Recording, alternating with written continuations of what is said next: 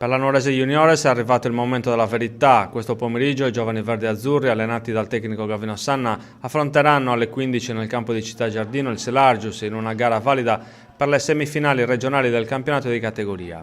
Una sfida articolata con la formula della gara di andata e di ritorno. I verdi-azzurri hanno dominato il proprio girone con un ruolino di marcia fatto di 15 vittorie, un pareggio e una sconfitta.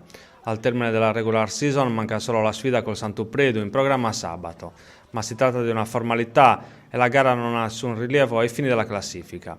Nell'altro raggruppamento, che comprende le formazioni juniores delle squadre sarde che militano in Serie D, si affronteranno l'Arzachena, l'Olbia e il Budoni.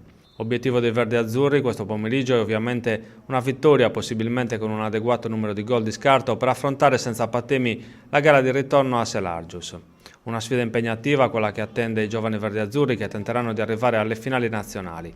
Sabato scorso intanto hanno superato col punteggio di 6-0 la Montalbo di Siniscola, una partita dominata dai verdi-azzurri che hanno chiuso il primo tempo col punteggio di 3-0. I gol della Nuorese sono stati messi a segno da Simone Selloni, autore di una doppietta, Davide Zizzi, Giovanni Tupponi, Stefano Manca e Pietro Florisi.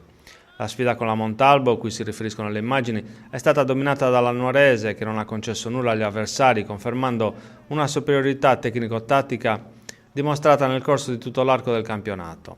Ora la Nuorese deve resettare tutto e concentrarsi sul Selargius, che è un avversario di un altro livello. La formazione allenata da Pierpaolo Piras va presa con le pinze, servirà la miglior nuorese della stagione per passare il turno e affrontare in finale la vincitrice del triangolare gallurese.